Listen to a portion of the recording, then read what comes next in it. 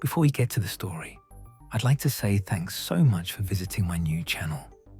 I'm going to be uploading cosmic horror related stories every single day. So if that sounds good, please drop a like and don't forget to subscribe. It means a lot, especially when just getting started. I hope you enjoy the story. I read forests for a living. That's the plainest way to say it. The technical title is Timber Cruiser, which sounds more dramatic than it is. I walk forest stands, measure tree populations, assess age structure and species composition, map boundaries, and produce reports that tell landowners and land managers what they've got and how it got that way.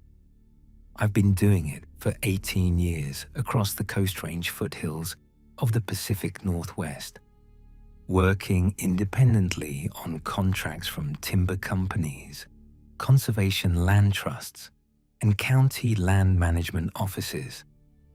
The work keeps me outside and alone most of the time, which suits me. My name is Lena Marsh. I'm 45 years old and I live in a small house outside a small town, and I drive a truck that smells like soil and Douglas fir and the particular damp that gets into everything out here, from October through May. I have a grown son in Portland I talk to on Sundays, and a border collie named Tuck who comes with me on the longer jobs when the property allows dogs. The thing about 18 years of reading forest is that you get fluent in it. You stop seeing individual trees and start reading the whole stand the way you'd read a page, taking in the meaning of it all at once. Age structure, crown density, understory composition, the advance of a stand edge into adjacent open ground. Forests expand in ways that have a logic and a signature. And once you've read that signature enough times, you know it the way you know a familiar word. Seedlings at the outermost edge, saplings behind them, juvenile trees behind those. Mature, stand at the interior. That's what healthy forest expansion looks like, every time. Until last fall, I'd never seen it look like anything else. The contract came from a private conservation land trust that manages several properties in the foothills. A mixed conifer stand, mostly Douglas fir with some western red cedar in the lower wet areas. About 400 acres on the eastern slope of a Coast Range foothill property. I was being brought in for the second comprehensive survey of the stand, the first having been done 8 years ago by a cruiser named Duff Callan, who'd since retired. I had Duff's survey records to work from, which were detailed and professionally done, the kind of notes that make a follow-up survey straightforward. The job was supposed to take 4 days. It took 9, and I'm still not sure I finished it in any meaningful sense. The first 2 days were normal work. I moved through the interior of the stand doing my measurements, checking canopy closure and stand density against Duff's records. The stand was healthy, well stocked. No significant disturbance in the 8 years since his survey. I was pleased with how the job was going. The records matched the ground, and the ground matched the records, and that's a satisfying state of affairs for this kind of work. On the 3rd day, I started walking the stand boundary. The boundary is where forest meets non-forest, where the stand edge advances into adjacent open ground, or holds at a natural feature like a rock outcrop or a change in soil. Duff's records had the eastern boundary of this stand sitting at the edge of a meadow, a broad, open grassland that occupied the lower slope below the timber. His maps were precise, and I trusted them. I walked out to where the boundary should be, and I was standing in the forest. I kept walking toward the meadow. I was in timber for another 160 feet before the trees ended and the open grass began. The stand had advanced into the meadow by a significant margin since Duff's survey. Not unusual over 8 years for a healthy stand in good growing conditions. I noted it and started walking the new edge to assess the age structure of the advancing trees, which is standard practice. Young forest edge has a specific look. Waist-high seedlings at the outermost reach, chest-high saplings behind them, juvenile trees behind those, the whole progression telling you how long the advance has been underway and how fast it's moving. The trees at the new edge weren't young. They were mature. Full-sized Douglas fir, 40 and 50 feet tall, their crown diameter and trunk size consistent with the interior stand trees that Duff had aged at 60 to 80 years in his survey. Not a seedling in sight, not a sapling, not a single tree at any juvenile stage anywhere along the new edge. I walked the full length of the new edge, and the whole thing was the same. Mature trees standing where open meadow had been 8 years ago, with no young cohort, no progression of ages, no evidence of the decades of growth that would be required to produce trees of that size. I stood at the edge of the meadow for a while and looked back into the stand. I didn't write anything in my notes for several minutes. I went back to the new edge trees the next morning and I looked at them properly, not as a boundary assessment, but as individual trees. The way you look at something when you're trying to understand what you're actually seeing. The bark was right. The crown was right. The branch architecture was right for mature Douglas fir of the apparent age. Everything above the soil line was exactly what it should be. I crouched down and looked at the base of the nearest tree where it entered the ground. The root flare was wrong. Mature Douglas fir develops a pronounced flare at the base where the trunk transitions to the root system, a widening that spreads into surface lateral roots radiating outward from the trunk. It's one of the things that tells you a tree is genuinely old, that it's been in the ground long enough to establish that lateral root structure. These trees didn't have it. The trunk went into the ground without the characteristic flare, straight down, as if the tree hadn't spread its roots laterally through the soil, but had been inserted into it from above. I walked 10 feet into the established interior stand and looked at a tree I knew from Duff's records was over 70 years old. Normal root flare, lateral surface roots spreading outward into the Duff. Exactly what it should look like. I went back to the new edge tree and I dug. I used my cruising axe and then my hands when I got below the surface roots, pulling back the Duff layer and then the dark topsoil beneath it. The roots went down, not outward, down, straight into the mineral soil below the topsoil layer. And where they entered the mineral soil, they changed character. They stopped looking like individual tree roots and started looking like something else. The root mass below the topsoil was dense and continuous, not the separated fibrous strands of a single tree's root system, but a woven mat, tightly interlaced, extending laterally in every direction below the soil layer. I put my hand flat on it. It was warm, not the ambient warmth of soil that has been in the sun, warmer than that, warmer than it should have been. Given that I was 2 feet below the surface in shade, an even warmth, like something maintaining a temperature rather than absorbing one. I sat back on my heels in that hole I dug, and I looked at what my hands had found, and I thought about it for a long time before I covered it back up and went to my truck. I called Duff Callan from the road that evening.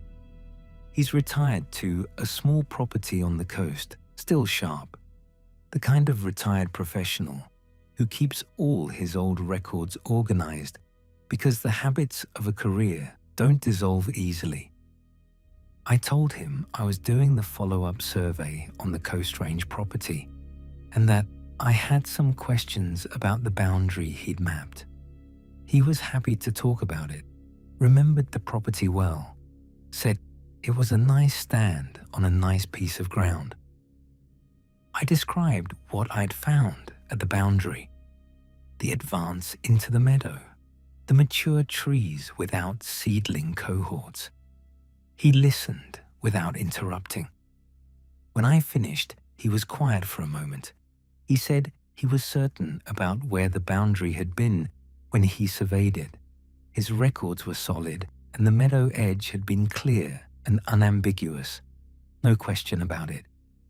Then he said there was something he'd noted in his personal field notes from that job that hadn't made it into the formal report because he hadn't been able to put it in professional language. I asked him what it was. He said the interior of that stand had felt different from other stands he'd worked in, not in any way he could measure or put in a report, just different to be inside. He said most forests felt inhabited, the way any place with a lot of living things in it has an active quality, birds and wind and the general sense of biological presence. He said this one had felt occupied, like the difference between a room with people moving around in it and a room where someone is sitting very still in the corner. I asked him what he meant by that. He said he wasn't sure he could explain it, and then he asked about my family, and we talked about other things for a while before we hung up. I sat in my truck after the call, and I thought about occupied. I spent the next 2 days walking the full perimeter of the advancing edge, mapping it completely, taking measurements at regular intervals. The advance wasn't uniform.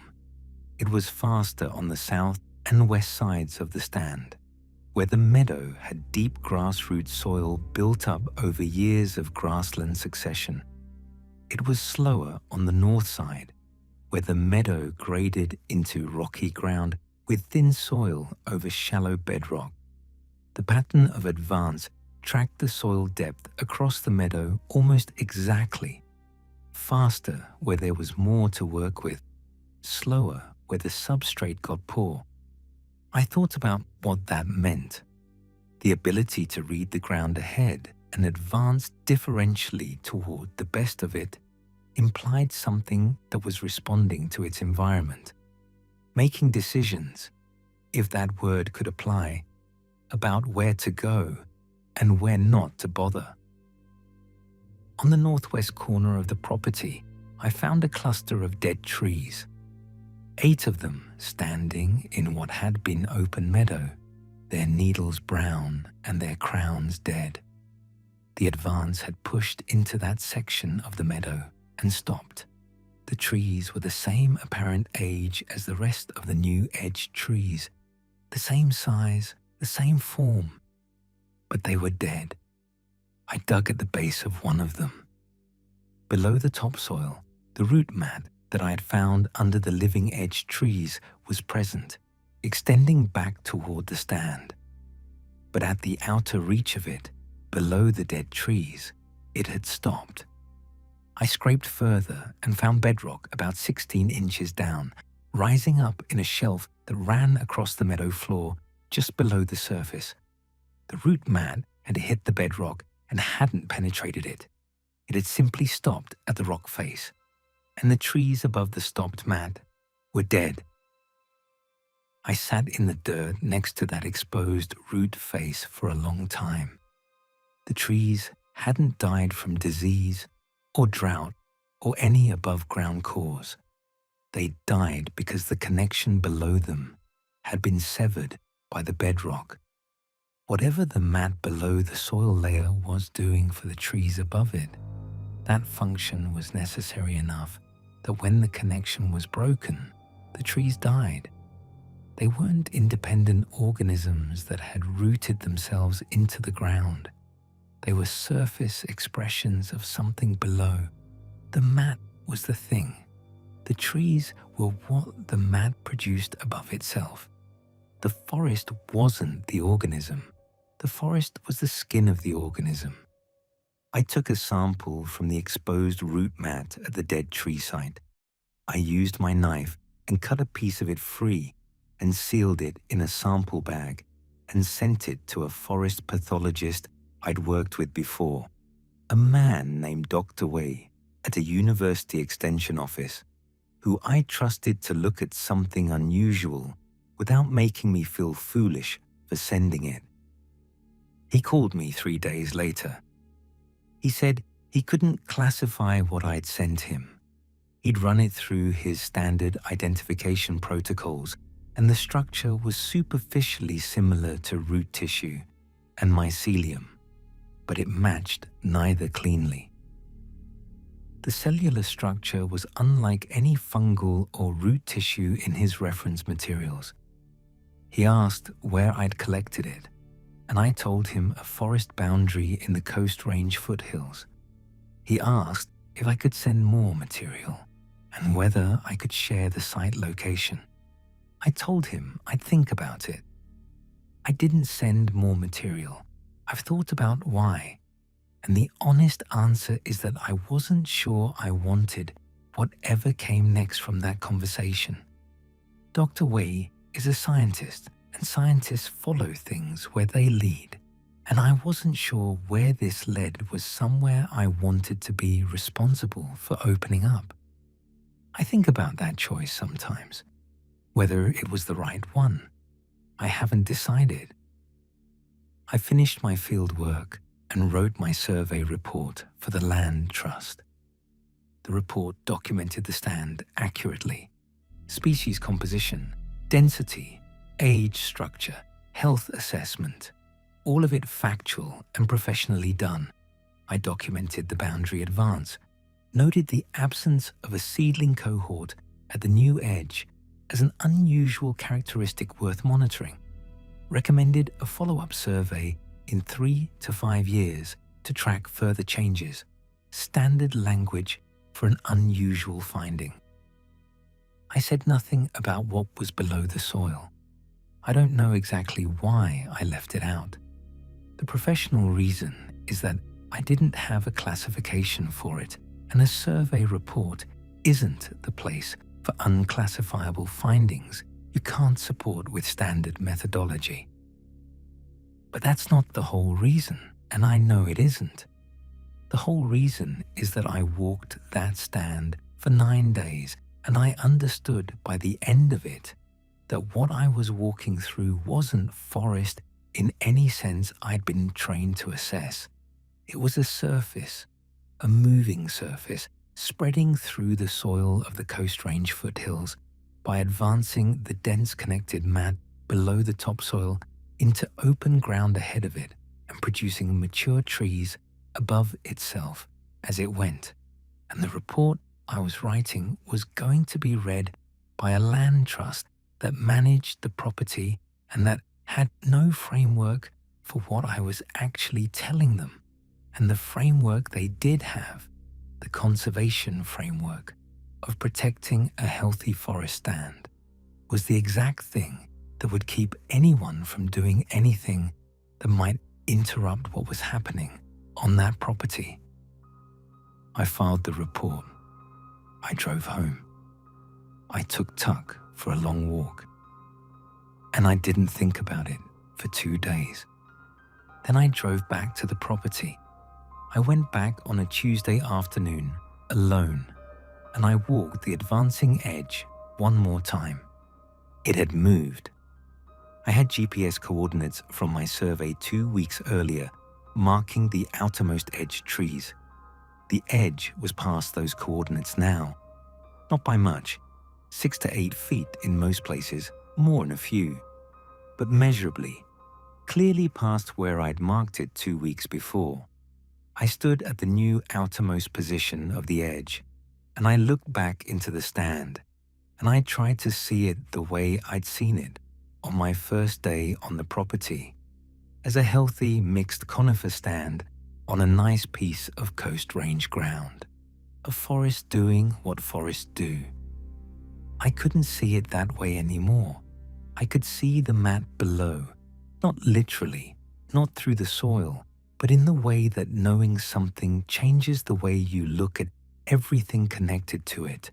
I could see the trees as what they were, projections upward from whatever was below, the forest as the visible surface of something that was primarily underground, primarily invisible, primarily operating below any level where someone walking through it would notice. 18 years of reading forests, and I'd walked through this one for 2 days before I started noticing the edges of it. I thought about how many other surveys I'd done over 18 years, how many stand boundaries I'd walked, how many times I'd measured tree populations and assessed age structure and mapped the advance of forest into adjacent open ground. I thought about whether I'd walked through something like this before without the circumstances that had made me dig at this one. I thought about Duff's word, occupied. The late afternoon light was coming through the canopy at a low angle, the kind of October light that makes the forest interior look warm and deep and genuinely beautiful. It is beautiful. I'm not going to say otherwise. I've spent 18 years in forests, and the beauty of them is real, and I haven't lost my feeling for it. I just know now that beauty and safety aren't the same thing, and that some of the things I've found beautiful for 18 years have been surfaces. The edge was 6 to 8 feet past my survey markers. I wrote the measurement in my notebook, and I walked back to my truck. Tuck was waiting in the cab, and he was happy to see me the way dogs are happy in a simple, unambiguous way that I needed right then. I drove down the property road to the county road and then home. I haven't been back. The Land Trust will commission another survey in a few years, and whoever they hire will find the boundary further into the meadow than I left it. They'll note the absence of a seedling cohort the same way I did. They'll probably flag it as unusual and move on, the way you move on from things that don't fit cleanly into your methodology. Or they'll dig. I don't know which I'm hoping for. The forest is still out there on that east-facing slope in the Coast Range foothills, moving into the meadow at whatever rate the soil depth ahead of it allows. Reading the ground the way I read stands, sensing what's available and advancing toward it, using the canopy above it as the part of itself that's visible and the mat below as the part that does the actual work, spreading. That's the word that fits. Not growing. Not in any sense I was trained to understand growth. Just spreading. Patient and silent and doing what it's been doing for longer than any survey record goes back. And it'll keep doing it after I'm gone, and after the Land Trust is gone, and after everyone who ever walked that property with a clipboard and a clinometer and a professional framework for understanding what they were looking at is long gone. The mat below the soil will keep moving. The trees above it will keep appearing in open ground, and anyone standing at the edge, looking in, will see a forest, just a forest, beautiful and still and occupied.